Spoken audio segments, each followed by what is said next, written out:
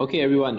For those who are new to the webinar, this is not the usual webinar. This is basically I wouldn't say it's an emergency webinar. It's just more of clarity for what needs to be done when we made the call for 60% up to 60% BTC allocation.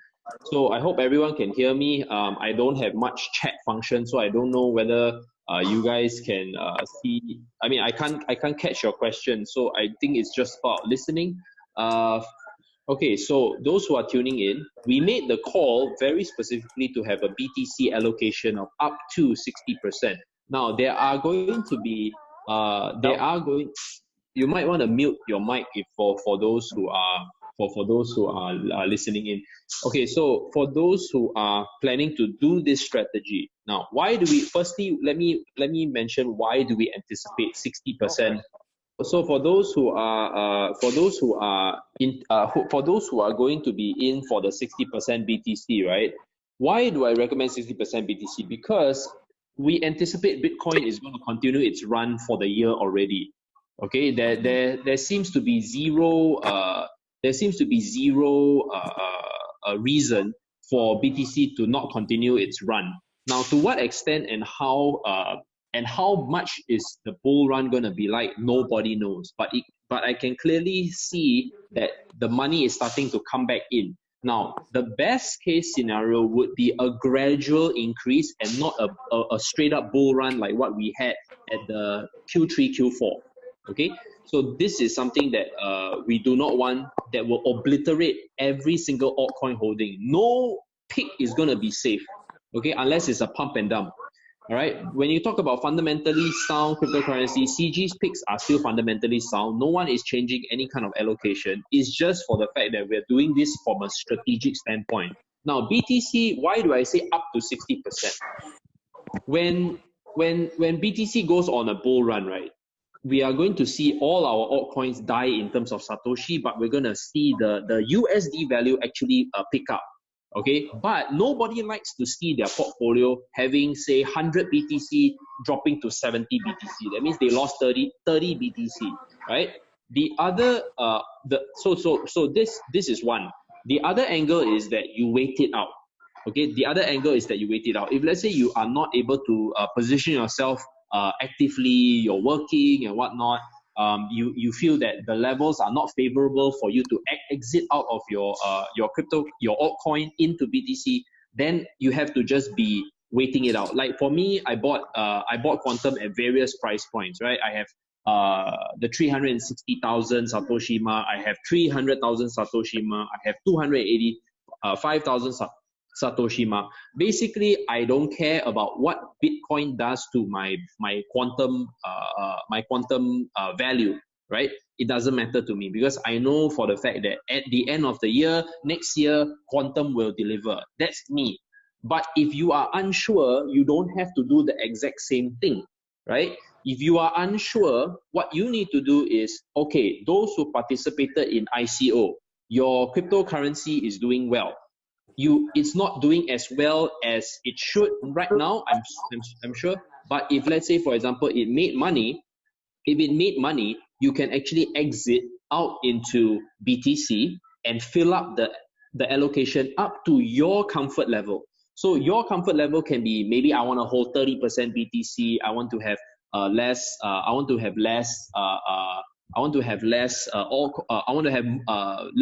altcoin allocation. I still like my altcoins, but I don't want to have so much. So you can exit up to a certain percentage, up to your comfort level. Can it be 30%? Of course, go ahead. It's up to you.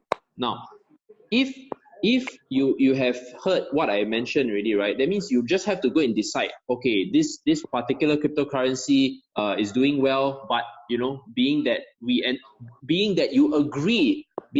you agree with my sentiment on the market, then you exit out to BTC, you take profit on your existing altcoins and get out. Now that's the best case scenario. Now what about those who are in a loss? Let's say you bought your altcoins on the higher side. From a Satoshi point of view, it's not doing so well.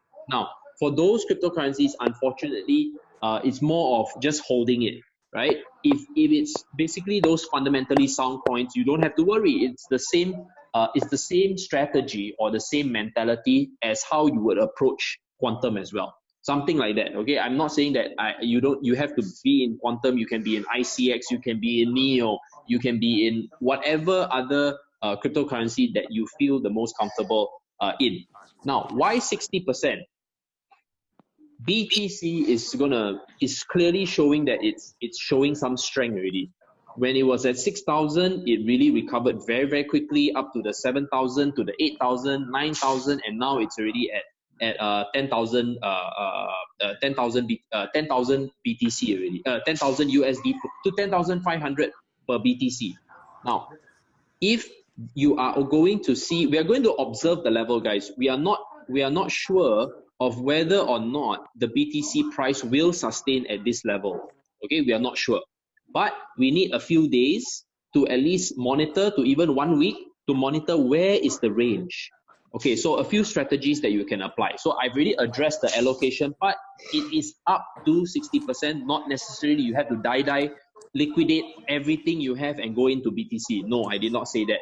But for those who have fiat, that will be the most favorable. So if you have fiat and you are looking at a few levels in terms of the BTC and you agree with our sentiment, you can actually wait for the CG setups, because I think right now Andy, I'm not sure where is Andy. So, and because guys, it's the Chinese New Year, not everyone is as hardworking. So I'm not sure whether or not Andy is up and running already, but we will provide a few setups and few entry points based on the Fibonacci support levels, okay? And then you can queue accordingly, whether is it in your Gemini or is it in your Kraken or whatnot, okay? Whichever you prefer to use to enter your BTC, to enter your BTC levels. We want the whole group to make sure that they are fully capitalized in the event BTC starts running up 12,000, 14,000, 16,000, 20,000. At least we know we were well positioned and our altcoin exposure is minimal. And we want to kind of wait for BTC to be at the new high. And then once BTC is at a view that need to mute your mics, always there's a lot of background noise. Okay, so as I mentioned, there'll be quite a number of levels. From what I know from the top of my head, right? You're looking at anywhere from 8,005 to 9,000. That would be a very, very good support level, all right? But however, I don't really see it dipping that aggressively. So maybe from the 9,000 to the 10,000 level would be more favorable. That you can start picking up your BTC. Now, the best case scenario is recapitalizing your portfolio with fiat. But if you do not have, obviously you're going to have the painful strategy of exiting from all your altcoins, or at least a majority. Sorry. Wow, I better be very careful with my words. Not all your altcoins, but as in being very careful to exit a certain portion of your altcoins back into BTC. If you're in a loss, don't bother. Right, because the loss will be too great, because right now if BTC is beasting and you kind of bought it at a high, right, then it will not be favorable for you. Other than that, everything is okay, guys. We're not like saying that we're not going to see a better 2018. To me, I think 2018 is still going to be a bullish year for cryptocurrencies. It's just that I don't want people to feel impatient, right? And then they feel, oh, you know, I don't want people to feel impatient. And then after that, they think that, oh, you know, you guys didn't come up with a strategy. We came up with a strategy way before. We just want people to understand the strategy and execute accurately. So this is something that I want to highlight. And the call is meant to address this strategy. Other than that, in terms of regulations and everything, you just let it play out. People are more bullish. You're talking about the hedge funds are more bullish. They are looking at entering into cryptocurrencies. But to what extent, how much, we don't have to care. I think the most important is that we try to understand what is the underlying fundamentals that are going to be happening at play at the moment. Okay, so what about Ethereum? Could you buy Ethereum instead of Bitcoin? No, because if you buy Ethereum instead of Bitcoin, right, Bitcoin is going to go on a bull run, and if Bitcoin is going to go on a bull run, Ethereum would be smashed as well. So let's stick to the one true grade that everybody knows about, rather than we go into Ethereum. As you can see, Ethereum is still a laggard in terms of price. in comparison to BTC. So you notice Ethereum is at $900. Initially, it was moving in tandem. Okay, both were moving in tandem. If you remember, at one point, BTC was about $850. Bitcoin was at 8,500. Ethereum was at 850. You notice they were moving in tandem. When Bitcoin was at 9,500, so was Ethereum. Then after that, you started to see. I think everyone was. I think it was one of the premium members that posted a very big buy order of 19,000 BTC or something like that. Right? That was close to $1 billion. So obviously, someone of that size buying Bitcoin, knows something or is very confident about the market, and at least we know, okay, it's that price point is going to attract them, right? So the person was buying anywhere from 6,000 all the way up until about 9,000. So we can see 8,000 to 9,000 would be a good point for us to buy cryptocurrencies. Okay, so for that, sorry, not buy cryptocurrencies, buy Bitcoin.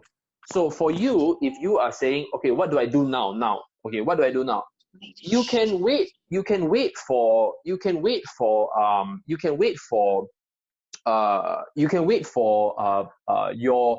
your situation, as in maybe you can wait for next week. Okay, this week you can kind of wait it out and see what happens, and then after that you move your altcoins gradually, right, when the levels are more favorable to Bitcoin. You don't have to execute like now. Okay, the reason why I'm coming out with this webinar is just to make sure that people understand the scenario, what needs to be done, and then after that gradually go and execute in stages. You don't have to exit and get everything out 60%, because I know how people react to news, man. They'll just hear the news, and then after immediately they'll get in. So okay, so those who have questions, right, feel free to ask. Okay, I know that some came in late. Let's answer some questions. Ryan, so find the best. Find the best exit over the next few days. Yeah, find the best exit in the next few days. Yes, I think it was Kenny. Yes, you can do that. I'm not asking you guys to exit all of your altcoins. Listen, it's 60%. So meaning that your fiat will be anywhere from 10% to maybe say 20%, right? I don't expect a lot of people to have too much fiat. Then after that, you have your altcoins. Your altcoins will be, say, about 30%, right? Yeah, so it's around there. Okay, so BTC then, sorry, Hamza, you were about to say something? No, I was just going to say, if I see any questions from Discord, I'll let you know. Okay, thank you very much. Because I'm holding a mobile phone, guys, I don't have the full setup at the moment. Does the altcoins include F? Usually, no. Altcoins don't include F. Can you please recap for the people who came late? This is regarding portfolio allocation. Okay, so for those who need a recap, okay, for those who need a wait. There's a, how do I see the questions, because it keeps disappearing. I think the most important is that you guys can hear me. Let's look through the questions. Suddenly beast, then there's nothing that we can do. Of course, the other flip side is that this whole thing was a very, very long ass dead cat bounce. That means it literally bounced up to 10,000 and then smashes back down to 6,000, which I kind of find which is quite unlikely. But when you look at the market cap, it does show that 500 billion is clearly not the current support. That we can clearly ascertain. Okay, BTC, okay, BTC, then alts or just hold positions. Jaden, I'm not sure what this exactly means. BTC, then alts or just hold position. No.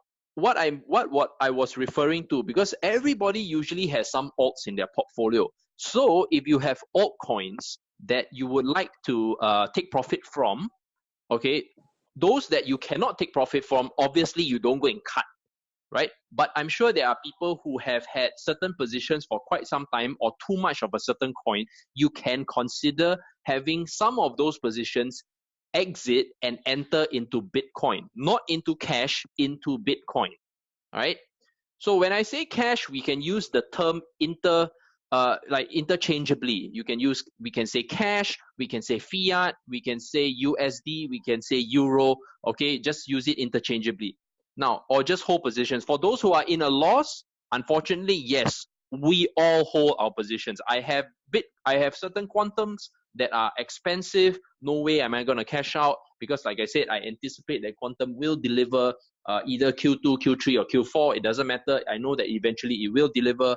I'm okay with that. But you have to understand that I'm not sure about every single person's portfolio.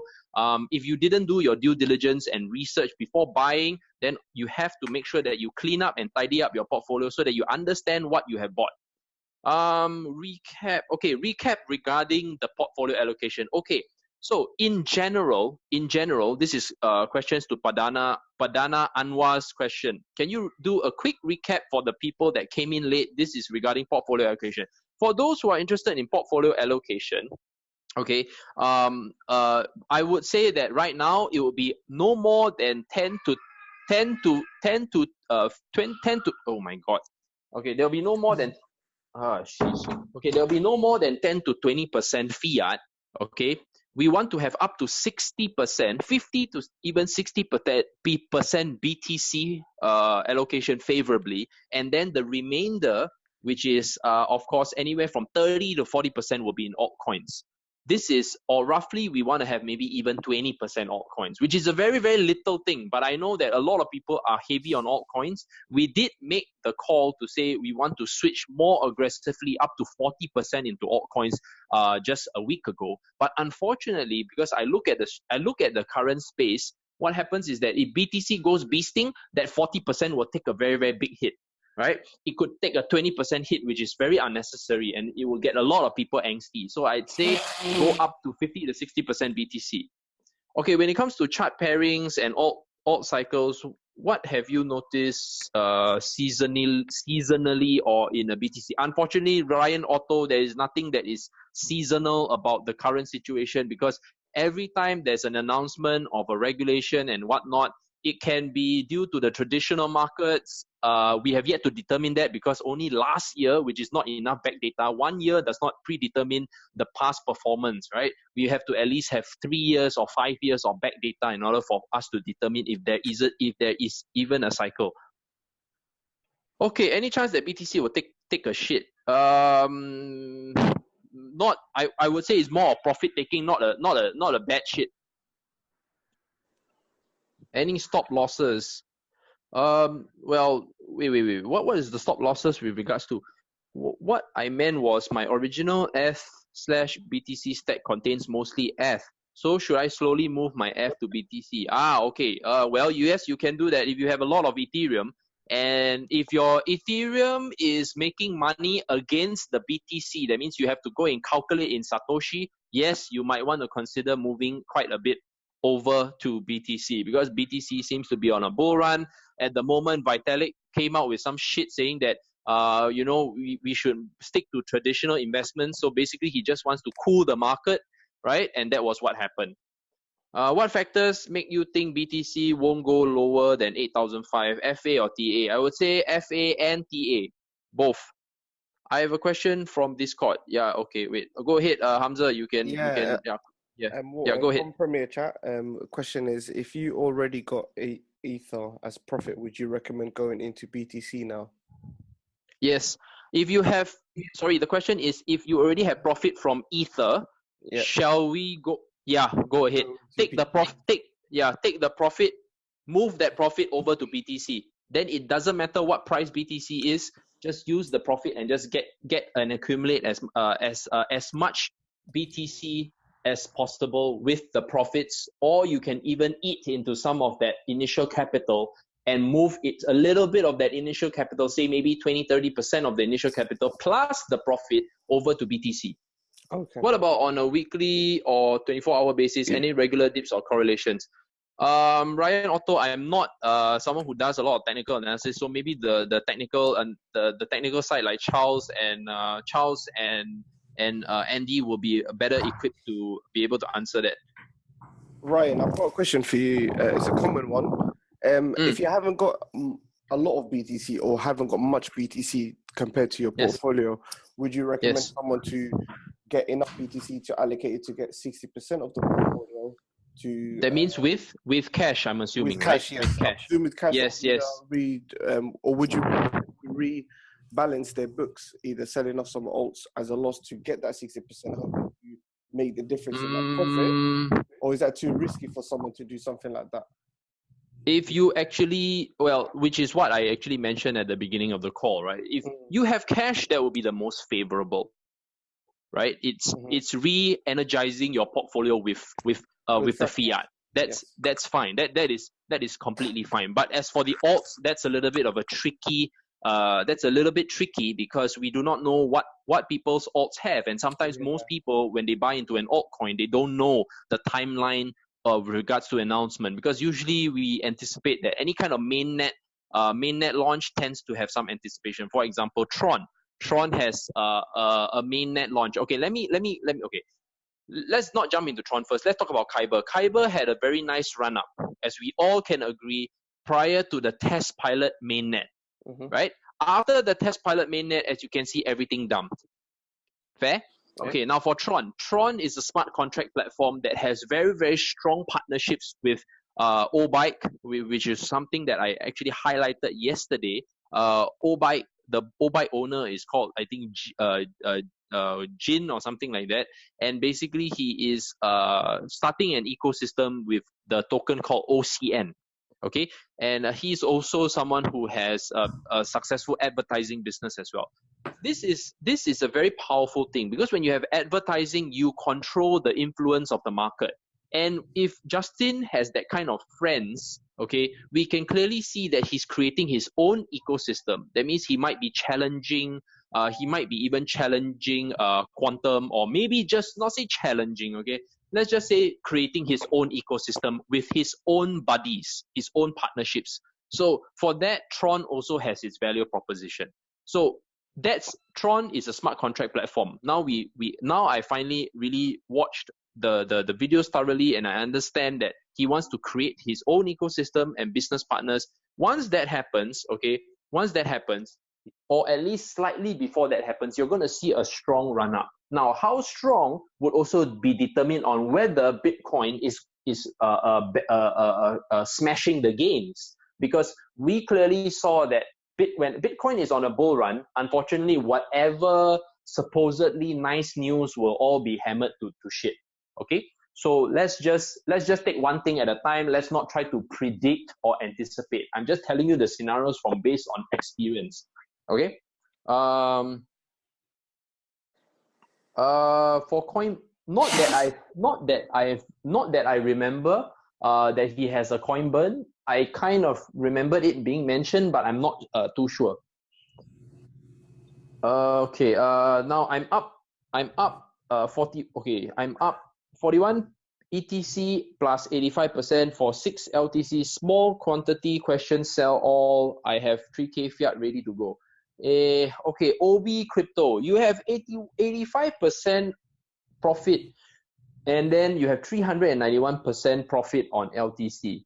Well, you should diversify some of those profits, or at least all of those profits, into Bitcoin. Because if you don't have any Bitcoin, you can kind of move your profits to BTC, right? Yeah, that's one way. Then after that, you have 3K fiat ready to go, right? The 3K fiat ready to go. Now, my next question to you is, how often do you have this 3K fiat available?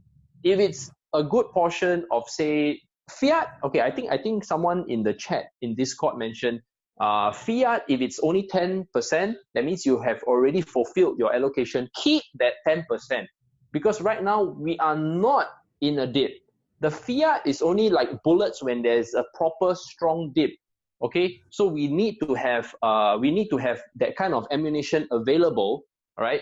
And also, when there's a huge strong dip, when I say strong dip, means the whole market is dropping 30 to 40%. That is when your fiat will be the most useful. Don't use your fiat, right? That your already reserve supply of fiat to go and buy BTC or go and buy altcoins. Don't do that yet. Okay. If we are already anticipating an overall bull run, then let the bull run happen. When there is an opportunity to gradually cash out and build up your fiat, right? That means okay, this is the anticipation. Let me give you a scenario. Say, for example, Q1 is getting smashed. Q1 is the getting smashed. Q2, Q3, hopefully we see some sort of run up and then take profit. Run up, take profit. Let's say it's a quarterly thing.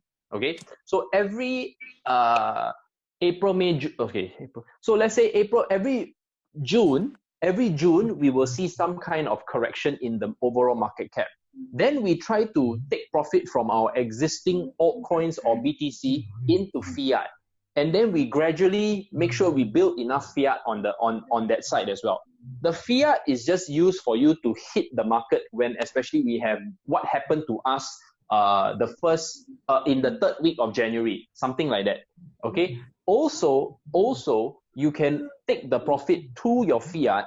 Okay, especially when you need to have some money in the bank. You cannot have everything in the crypto market, guys. Okay, so that is the strategy.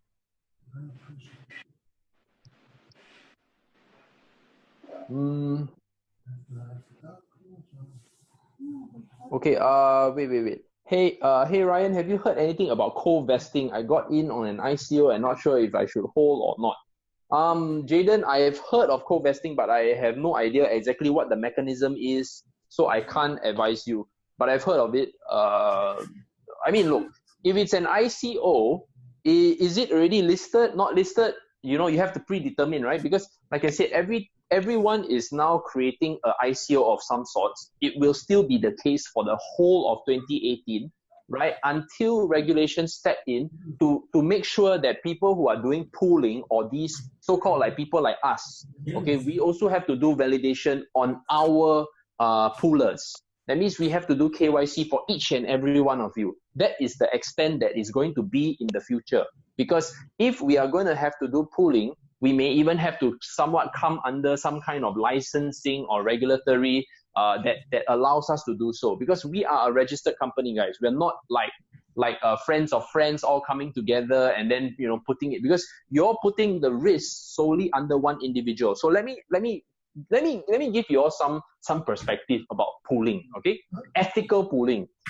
So for example, right now, if you are an American or you're from China, as you all know, most ICOs are denying Americans and people from China. Okay, suddenly you pool with Ryan. Ryan is a Singaporean. You must make sure that you're coming in, okay? You are coming in and having your funds with me, okay? You must make sure that you credit all your funds, your cryptos, with my address, because my address is going to be whitelisted, not just my identity, but my address. So first risk is, can you trust the pooler enough that he's going to make sure he's not going to run away with your money? Okay, if that is not a concern, that's okay. Second, the pooler, okay, if this is done on a private level, the person who is accepting your money doesn't give a shit, because from that perspective, I've already done my KYC on Ryan. Ryan is a Singaporean. He fits all criteria. He is AI. He is not an American citizen. He's not a PRC. Good to go. Okay, we accept his funds. He can pool. What after tokens are distributed to him, he wants to do whatever he wants. It's up to him. So it's only one point of failure. So let me be very, very clear. If you do pooling on this level, the risk is totally on you. And if one day that person just decides to do a scam on you guys, be very watchful, because it will happen. Okay. Now the next thing is, if it's going to be pooled under an entity, for example, Crypto Grinders Private Limited or Crypto Grinders Capital, right? Give you an example. We have to do KYC on the people who are participating, and of course, if it's AI, we have to make sure that these people declare AI. AI is accredited investor. The accredited investor basically means that you have an annual income of up to 300,000 or assets of 1 mil. It may or may not apply, because this is a very American thing, right? But this kind of thing is yet to be determined, because right now you don't have that. It's just that people are now covering themselves from a regulatory standpoint, so that you don't have SEC breathing down their necks, or some kind of financial regulatory breathing down their necks, because everybody wants to make money in the ICO space. This is a broker's brokers who are bringing investors to projects. This is what the ICO market is like right now. Okay, so just be very very aware. When you're doing pooling with other groups and everything like that, invest in ICO should be no more than 10% of your overall portfolio. If those who are more aggressive, yeah, sure, you can go up to 20-30% if you feel it's your thing. You go ahead, right? But as in for CG, as you know, we're very very conservative. We'd rather you pool with projects that we are working on, or at least we already have strong connections to a particular individual or project. Like for example, PundiX. We did not pool until we really knew Zach inside out, as in whether he's that kind of guy, whether is he really going to deliver. These are the things, okay? No, you cannot just simply just put Ryan. Of course, you can trust me, but I will never accept anyone's funds in bulk. It's not so simple, guys. Okay, blah, blah, blah. Okay, what ICOs are we pulling for? Okay, ICOs that we are pulling for, right? Okay, give us some time. We are working on a few projects that are planning to ICO, but we need to make sure that they have their shit together before we even propose it to the team. Now, as you all know, we do ICO advisory. If we do ICO advisory, it also means that we cannot be biased, right? We are advisors, we cannot be biased. We will put the project in front of you when the project is ready. If you all like it, you all express interest, great. We will pull for it. If we put it in front of you, no one likes it, that's fine as well. Because you guys, at the end of the day, are our investors, our members. We have to also protect your best interests as well. We are not obligated to pull for any of these projects. We are just giving them advice on how to structure their ICO so that they are good to go in the public market, right? Also, we also do the seed round or angel investor round if we have to with fiat customers. There's nothing to do with you all. Okay, so you don't have to worry. We are always making sure that we are keeping this kind of high due diligence for everybody. Because firstly, like I said, Crypto Grinders is already a registered entity in Singapore. We don't want to mess that up. We are here to stay. So we must make sure that if MAS, which is the Monetary Authority of Singapore, somehow comes up with a framework that will regulate companies like myself, right? I will have to comply. This is just the way it is.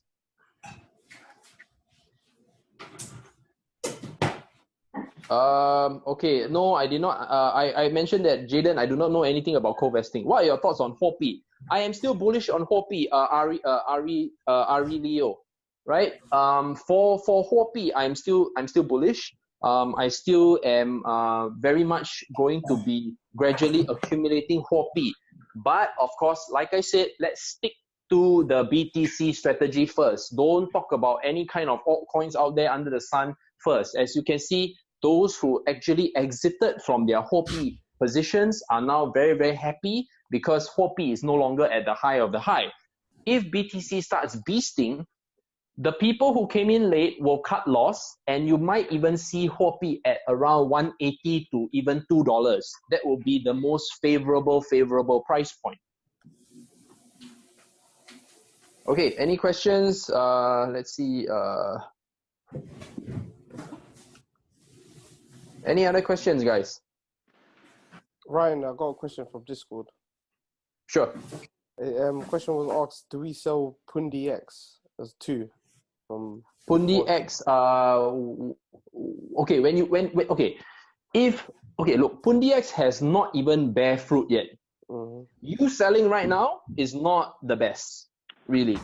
It's not the best. Okay, let's give you a lead time. We had from ICO till now. Also, there's the Chinese New Year. Unfortunately, it's not the best period, right? Everything is slowed down. So your holding an ICO usually can be around 6 months, right? 6 months to get listed.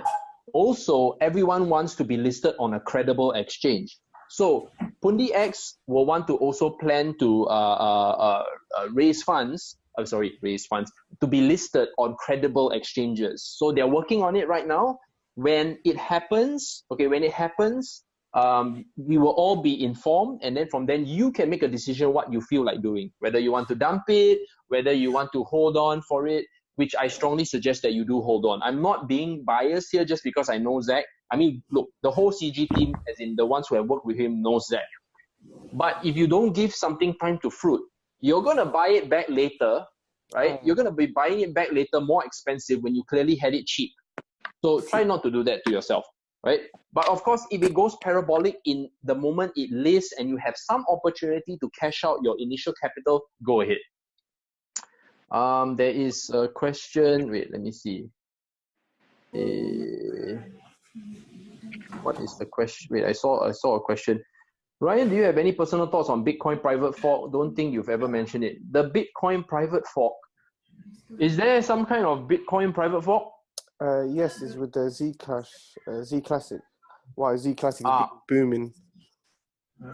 Because of that, is it? Yeah, one. Okay. Right. Okay. Same old, right? We've been through all this before. Yeah. It's somewhat like a Bitcoin Cash.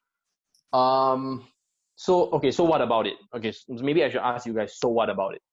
I'll speak a little bit about it because I've been in the trade myself. It came from the Legacy group, and the way I got told is, and the way it's been put to me, it's just another same old opportunity to make probably a good trade up flip in leading up to the snapshot.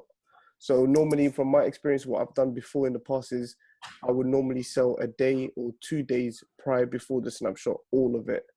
So I don't normally hold it for the forks because if you don't time it right, you always have the bad experience of having everyone dump on you, and by the time you try to get out, it's too late, and then the gains ain't as substantial as they were to the lead up. So if you are looking to get into a trade like Z Classic for the fork, and there is nothing tying me for Bitcoin private, then always take as much as gains of profit you can the earliest possible. You don't want the free, you don't want the fork or the coins. That's pretty much the experiences we've seen, and that's the way I'm playing the Z Classic trade as such. Okay. Yeah, I mean, look, it works. I'm sure usually if the anticipation of a particular fork is that big, usually there will be a strong run up. I assume that you're referring to Z Classic in particular. That means people who want to ride on this momentum have to go and buy Z Classic. Is that correct? Yes, correct. Yes. Okay. So what? It's gonna become what, like a it's cheaper privacy feature, or you get Bitcoin? It's a Bitcoin fork, so you get Bitcoin private fork, which is going to be just another private, like another Monero for Bitcoin, basically. Just private function Bitcoin, same old. Nothing really special to me, unless I if someone else in here. No. Usually, most of the time, this kind of stuff is just basically one team representing another team and saying that they're going to build another better privacy protocol and whatnot, right? Yeah, I assume it's like that. Yeah. Okay. And also, obviously, the team would have some certain kind of credential or credibility to drive that kind of momentum. Okay, yes. Right. If you feel like doing that, no, same old, not same old. Same old, man. Right. Yeah. Not same old. Yes. Okay. So right. So guys, it's okay. Like I said, stick to the strategy. I understand that everybody has their favorite altcoin, ICX and whatnot. Okay. Everybody will want to make sure that they are invested in some kind of infrastructure and take a bet on it. It's just like a horse, right? It's just like a horse, and if it comes out of the gate swinging, great. If it doesn't, you might want to give it some time to go through a few more races, and then after that, go into it. So you don't have to worry. Right now, let's say you are someone who is in Icon, it seems to have good traction, as what I've been reading. A good traction, a dedicated team. Give them some time, right? They just had their mainnet, I think, in January or something like that, or maybe last year. Okay, give them some time. It's just like the same if you were to invest in Quantum, they need some time. Could potentially what do you call ICX boom? Yes, they can, because their appeal in Korea could be very, very strong. Yeah. All right. So this is something that you can consider. Okay. Other than that, I think, guys, I have made my strategy very, very clear. Don't want to keep you guys too long, especially I think there are some people who are working, and also it's a little bit on the early morning in London, I think. Yeah. Yeah. Right. What do you mean? It's work. No, but Thank. how did they know? And Europe, actually. Because I'm in the call. Okay. Okay, guys. No. That is all for today. Have a good day and cheers. Fuck, it just ended.